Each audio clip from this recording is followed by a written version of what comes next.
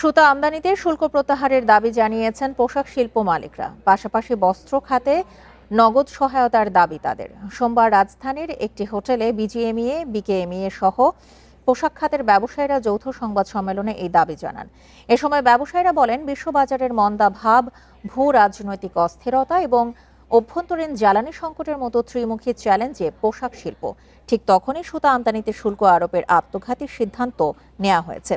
কিন্তু সংশ্লিষ্ট উদ্যোক্তাদের সাথে কোনো আলোচনা করা হয়নি। এমন পদক্ষেপ সরাসরি বিশ্ব বাণিজ্য সংস্থার সেফগার্ড চুক্তির ৩ ও ৪ নম্বর অনুচ্ছেদের সুস্পষ্ট লঙ্ঘন। বস্ত্র খাতকে সুরক্ষা দিতে হলে আমদানিতে শুল্ক না বসে বিশেষ প্রণোদনা প্রদান করা জরুরি। পাশাপাশি গ্যাস ও বিদ্যুতের সরবরাহ নিশ্চিত করতে হবে। সরকারের অযৌক্তিক এই সিদ্ধান্ত প্রত্যাহার করা না হলে সামগ্রিক রপ্তানি শিল্পের অস্তিত্ব রক্ষায় কঠোর পদক্ষেপ নেওয়া হবে বলেও হুঁশিয়ারি দেন পোশাক শিল্প মালিকরা।